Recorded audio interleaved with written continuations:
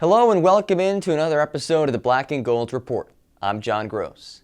On today's show, we'll take a look back at the week that was, including an in-depth look at UNCP football's matchup against Catawba College on Saturday. We'll also continue our feature interview with defensive lineman Dominique Davis and give you a taste of what you can expect to see at a UNCP game day. All that and much more coming up next on the Black and Gold Report.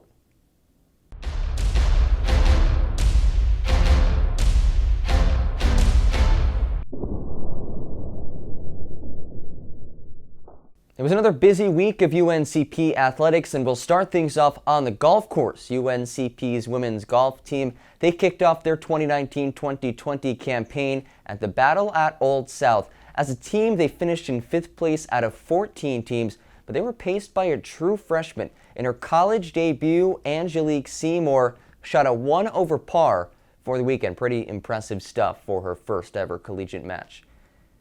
UNCP women's volleyball, they've dropped 5 of their last 6 matches. They now sit at 8-9, just 1 game under 500, including 2 recent losses earlier this week at Wingate, against Wingate, and against Belmont Abbey. Here's the catch, though. All 6 of those matches, they were on the road. The Braves will finally return back home next weekend, and we'll chat a little bit more about those upcoming home matches when they kick off Peach Belt Conference play a little bit later on in the show.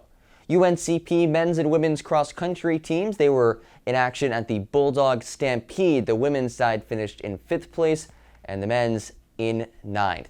UNCP football, they returned back home looking for a win, taking on Catawba College. Dave Nguyen has the highlights.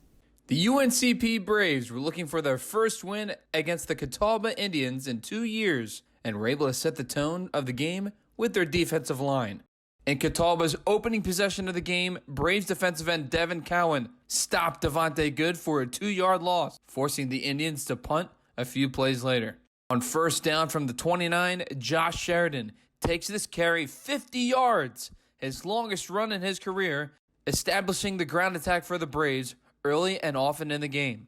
The run would help set up this touchdown pass from Josh Jones to Fahim Diab for the game's first score. Diab scored his second touchdown of the season, giving UNCP an early 7-0 lead in the first. We head to the second quarter with the Indians trying to answer the UNCP touchdown drive as Devontae Good on 2nd and 5 from the Braves 45 runs for 9 yards, setting up the Indians in Braves territory. Unfortunately, the Indians would miss a 46-yard field goal as their 12-play, 61-yard drive resulted in no points. Later on, the Braves' defensive line continued to put pressure on Indians quarterback Devin Jones as Cowan sacks him on 3rd and 4, forcing Catawba to punt. Devin Jones, who opened up last week's game with an 87-yard kick return touchdown, takes this punt 44 yards, running out of bounds to the Catawba 18. Watch this again as Jones makes a couple men miss, breaks a few more tackles, and runs down the sideline to put the Braves in great field position. On the first play from scrimmage after the return, Josh Jones scrambles for 17 yards, forcing 1st and goal at the 1. Next play, Jones takes the ball on the zone read and decides to keep it himself, walking untouched in the end zone to make the score 14-0 UNCP in the second quarter. Catawba would try to respond before the half as Davis, on 2nd and 9 from the Braves 36, slipped through the UNCP defense for a 15-yard run, inching the Indians closer to the end zone. But the UNCP defense would come through as Jones fumbles the ball under center and the Braves would recover. UNCP's defense pitched a shutout heading into the locker room up 14-0 at the half. Catawba started the second half with the ball and were playing with urgency. On 3rd and 10 from their own 26, Davis finds Good for 14 yards and a first down. A few plays later on 4th and 10 from the UNCP 36, Davis throws a strike to Shylon Thomas for a 30-yard reception, making it 1st and goal from the 6. On 4th and goal from the 1, Andrew Bynum crosses the plane and puts the Indians on the board, cutting the UNCP lead in half at 14-7. The Braves' ground game continued to attack as Josh Sheridan on 1st and 10 gashed the Indians' defense for 12 yards and a first down. UNCP would carry the momentum heading into the fourth quarter. On 1st and goal from the 8, Josh Jones would find Quay 3 on an out route for a touchdown. It's 3's first touchdown catch of the season as UNCP had a 21-7 lead. Catawba tried to answer but would make another mistake. On their first play from scrimmage after the touchdown, Davis gets picked off by Braves safety Sean Hill, his second interception of the season. The turnover would help set up the Braves with another scoring drive. Trying to take advantage of the turnover, McKinley Nelson gets the call on 1st and 10 from the 28, weaves through the Indians' defense for 18 yards, setting up 1st and goal at the 10. 2 plays later, Sheridan goes off tackle for 5 yards, walking into the end zone to make the score 28-7 UNCP. The Indians would try to climb back as Davis, on 1st down from his 44, somehow finds Gavin Rose for 32 yards, making it 1st and 10 from the Braves' 24. Later on in the drive, it's 4th and 3 from the 5.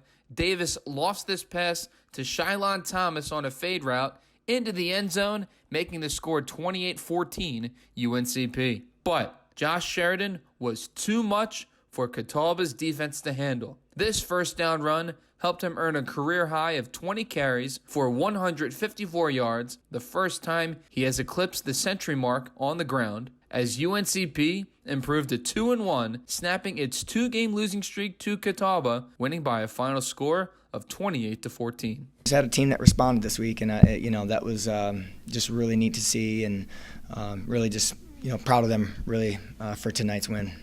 Josh Sheridan, I thought, kind of had a chip on his shoulder, and he did, because he and I talked about it a couple of days ago, and he was a little banged up a week ago, and even from a coaching standpoint, we kind of maybe didn't see him practicing as much or as hard as what he normally does, and he wanted to try to come back and prove us that he could and could run the ball this week and be as effective as he knows he can, and I thought that was great to see. I feel like I'm in better shape than I was last year, because usually if I run that far, I'll be tired.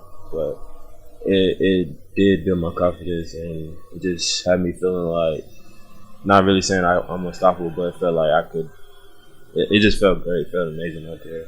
I haven't felt that way since high school, so it brought back a lot of good memories. Earlier this week, UNCP had a distinguished guest visit campus as former UNC Wilmington head baseball coach Mark Scalf paid a visit to campus. He spoke with both the athletic department as a whole and then also shared some words of advice with UNC Pembroke's baseball team.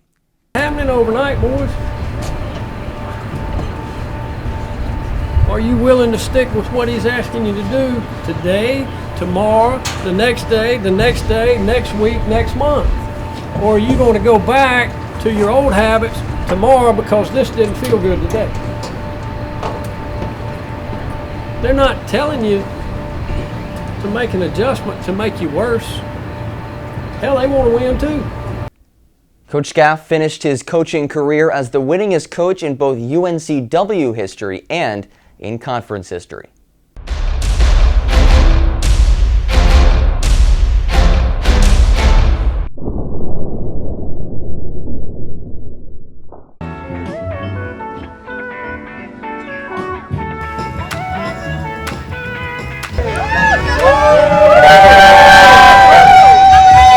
Well, it's everyone's favorite day. It's game day here at UNC Pembroke, and really there's no better place to spend a game day here in the region than at UNCP. The Braves just about 3 hours away from kickoff against Catawba College, and the UNCP faithful, they're starting to roll in. The tailgate scene getting ready, and we're going to take you through what you can expect to see at a game day at the University of North Carolina at Pembroke. Come along.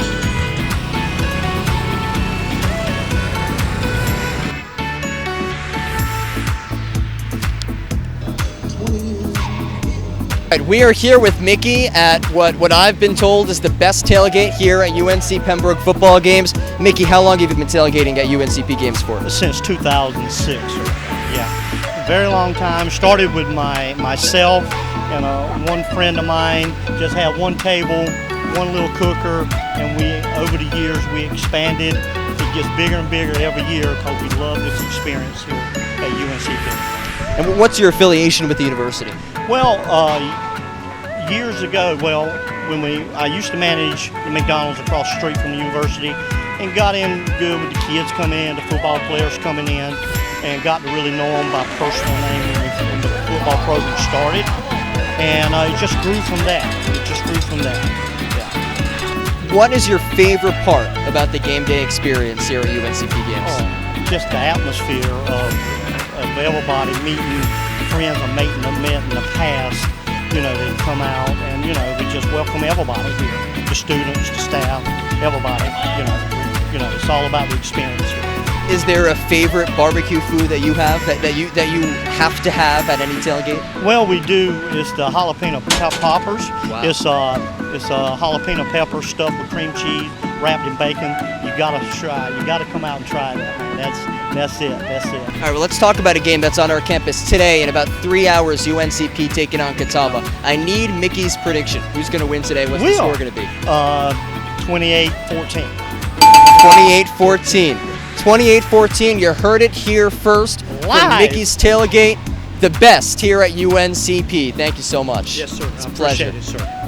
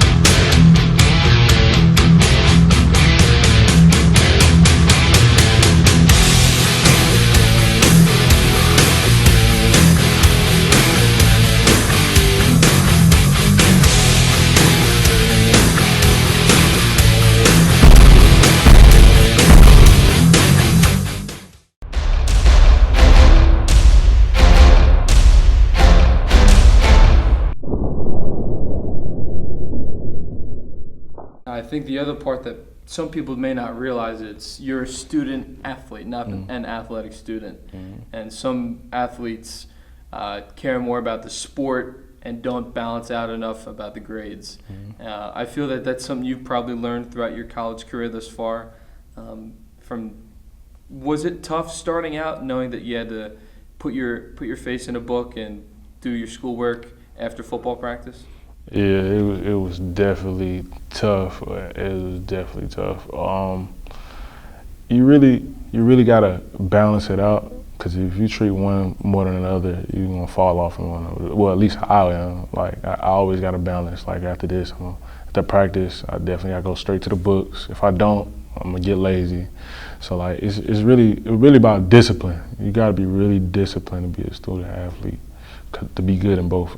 So that's how I feel. And I think being a student athlete kind of trains you for life, because there are times where you'll have, hypothetically speaking, you'll have a 6 a.m. lift, then you might have practice class at 8 o'clock, 8 to 2, then you got to fit a meal in, and then you got to get ready for practice. And after practice, you got to open up a book and do your schoolwork. Yeah. So how has being a student athlete in that sense helped you for life? It shows that, like, you know, it's gonna go farther than just football. You know, when you get a job, you still gonna have to do multitask with different things like family, job, things like that.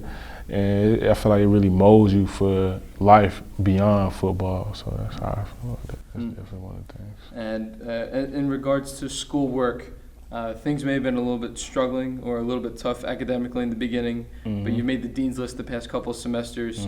Just from that side of the student athlete side, how proud were you of that personal growth? The fact that there were times you were maybe academic ineligible for some part of your career to now where you are getting your schoolwork done and you're excelling in the classroom. It made me really proud of myself because I really never thought I could do it until I really focused and honed in on it. Because I remember the time I was ineligible, you know, times I didn't have like around like a 1.9 GPA, and going from a 1.9 GPA to having like a 3.3, 3.4 is a big difference. And I was extremely proud of myself. At first, not even believing that I could do it. Like I thinking I could maintain a C, stuff like that. And I ended up making straight A's and B's. You know, I really took pride in that right there. What major are you? Exercise phys. Okay, exercise physiology. What made you want to be part of that major? Just seeing how the body works. I always want to go into training. You know, I feel like you gotta to build on top of something like say like muscles and stuff like that. Like I like bodybuilding and stuff like that. I just want to know what makes muscles what they are, what makes them stronger, what makes them weaker, how do things contract and eccentric, concentric. I want to learn things like that. That's really why I got into it. I just feel like that's kind of like another passion I got, basically, other than football. On the knowledge side of things, that's one of the things I like to learn about and stuff like that. So if and when the playing career is over, could you see yourself either as a strength coach or an athletic trainer for a team someday? Definitely can see myself doing that, because that's definitely one of my main goals in my life that I do want to achieve. So not only transferring to Pembroke was it close to home, but Scotland High School has a good reputation both in the state of North Carolina in this area, but there are a handful of Scotland high school teammates on the UNCP football team. Did that help make things a little bit easier transitioning from Shaw to UNCP? It definitely did. You know, first coming here, you know, asking them like, hey, what should I expect? How's the coaches? How's this? And, you know, they was telling me like, yeah, man, it's a good fit for you, man. They're gonna love you because they know what type of player I am, what type of person I am. Most importantly, they know I definitely give my all. So that they really did help me out with this process and made it kind of like an easier road. Not so easy, but just a little bit. Definitely did that. And with Coach Richardson being on the staff as the head coach, does that help you out knowing that he's more of a defensive-minded guy?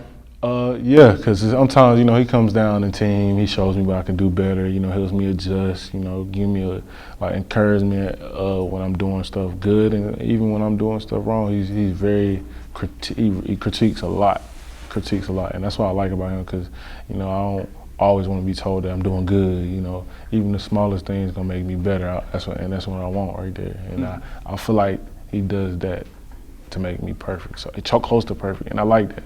That's one of the best things he's done for me since I've been here. So in other words, you always want to have something to improve on. Yeah. Never satisfied? Yeah, definitely never satisfied, never get complacent. Never can get complacent because there's always somebody else out there being better than who you are or trying to get better than you, stuff like that. That's how. And then at the same time, always hungry. Oh, definitely. I love to stay humble. Like Coach said, he always tells me to be humble and hungry. And I take that to heart because that's one thing I feel like I do. Definitely one thing I feel like I do. What is the biggest difference from high school football to college football, in your opinion? Some guys are bigger, mostly. But it's definitely the speed. You have to adjust to the speed. Some guys are fast, or some guys are just big and fast. So you really gotta prepare yourself and prepare your mindset to really adjust to that speed. That's really number one thing. How long did it take for you to adjust to the speed? Probably really a couple games, really, because I was seeing them dudes run the ball, and I was like, okay, I got to get my weight up, got to condition, you know. I just got to get right. That's really what made me, them guys out there running hard and fast. Dudes like 6'2", 245 running the ball and catching the ball is different. It's very different, very different. Your stat line speaks for itself. But when did you know that you were getting into a groove in the UNCP football program where after settling all the schoolwork down, you can just focus on playing football, having fun, and learning at the same time? Because I think sometimes for transfers, it takes a little while to adjust. When did you start to get into a rhythm, get into a groove after transferring from Shaw? Honestly, it probably had to be my second year here, which would be last year. They put me in a position that to be a starter, so I felt like it was an opportunity to get my name out there. So it was just, I had to put everything aside. You know, I had to make sure my grades was right. My grades was good, so I had time to focus on the game more and focus on what the team needed me to do and what my position requires, you know, and just try to take care of my job the best way as possible. That's really one of the things I focus on. That's what helped me adjust, just taking things day by day. And I think what allowed you to separate yourself from your junior year to your senior year right now was your junior pro day. What did you take away from that experience? Really, what I took away, it was a great opportunity, and what I took away from it was really some guys out there weren't really taking it that serious, and I tell you, I was very proud of myself how serious I took it. I went out there, you know, guys on their phone and stuff like that. I wasn't on my phone, you know. I was paying attention, you know. I was warming up, going through my techniques and stuff like that. I felt like I was in a great spot. Like it was a great experience talking to them guys, those NFL scouts and stuff like that. And they telling me what I needed to work on or what was good about things I was doing. So it was a real good experience, cause knowing that I ain't never did nothing like that at all. And for them to even recognize me was a blessing. So that was a great experience right there. And I think with experiences like that, showcases like that, because our games aren't on national TV. So I'm sure you've heard the saying, if you impress one person, that's all it's going to really take. Was that your mindset afterwards? Yeah, it kind of was. I didn't really know that it'd get the ball rolling like that, but it did. You know, I feel like how I feel like it's a lot of guys out there that's better than me. You know, I feel like I always got to work on something. I just got to work on my craft at all times. But I didn't really think I would make it this far, you know what I'm saying? But I'm very proud of myself, and I'm very blessed for what those guys are doing with me and looking at me and scouting me and stuff like that. I'm really blessed for that. How have been the interviews like so far with these different teams and meeting with these different guys? Because you're going to be asked so many questions, and I'm sure you've heard of the various tests at the draft and things like that, the odd questions. Just, I guess, going through experiences like that, how is that like? It get real repetitive. A lot of it is the same questions. That's the number one thing. I mean, that's how I just look at it. You know, still a blessing, man. Just gotta keep looking at it because many people don't get this opportunity at all. You know, it's just different. You know, you sitting in front of guys that you don't even know. You gotta tell your life story to every single one of them, and they gonna pick at you. You know, ask you little things like, how's your family? They know stuff about my family before I can even tell them and stuff. It's just real crazy. Like, it makes me laugh, man, because I never really thought that it's really like that. Like, what you see on TV some of the time, it's mostly true. And that's the crazy thing about it. But I think at the same time, if you're going to be asked the same questions over and over again, in a way, you already have the answers to the test. Yeah, definitely got the answers to it. Just get a little tiring, but it's still good though. Yeah. So teams like the Patriots, the Jets, the Lions, the Cardinals, the 49ers, and I'm sure a lot more, all 32 teams at some point will come out and see you. While you are always focused on the week and the game at the end of the week, during the week, what can you take away from this experience outside what's going on with your brothers? I really try not to focus on it that much because a lot of people that's been in this position, I always hear about it that they get their mind a lot scrambled up. Oh, I got scouts looking at me. I try not to get into that a lot. I just take it for what it is. Oh, it's just another guy just coming, scramble my mind, try to find out about me, and I keep it moving because at the end of the day, we got a goal to win. My goal is to play and to be the best player I can be for my team and lay it all on the line. But it's cool for all that stuff to go around, for us, people to come see me. But at the end of the day, I'm worried about now because it's really things is not promised at the end of the day. So I really try to worry about what's going on now, play these games, scout, watch out for the scouts and all that stuff like that. Not scout team, watching out for other teams and stuff like that, studying film, that's really the main focus right there. Another big week of UNCP athletics is on tap for us. We'll start things off later today on this Saturday, September 28th. UNCP women's soccer plays host to Columbus State in a big-time Peach Belt Conference matchup. I expect it to be a great match. You have to stay disciplined. You have to stay emotionally in control. You're not going to get a ton of goal-scoring opportunities, not the way we set up. We have to make sure that we finish the chances that we get. And then later tonight, 7 p.m. kickoff, UNCP football looks to continue their winning ways against Limestone. That's also at home. Looking forward to next week, 3 matches for UNCP women's volleyball. They start things off on Tuesday, going to Coker. It'll be their second meeting this season against the Cobras. And then the UNCP women's volleyball team returning home Friday and Saturday, Peach Belt Conference matchups against USC Aiken and against Lander. Women's soccer, they also have a couple matches next week. On Wednesday, taking on USC Aiken on the road, and then they head to North Georgia on Saturday. UNCP swim team, they head down to Greensboro, North Carolina to participate in the Guilford Invitational on Saturday. And the next Saturday, UNCP football makes the trip out to Tennessee to take on Carson Newman.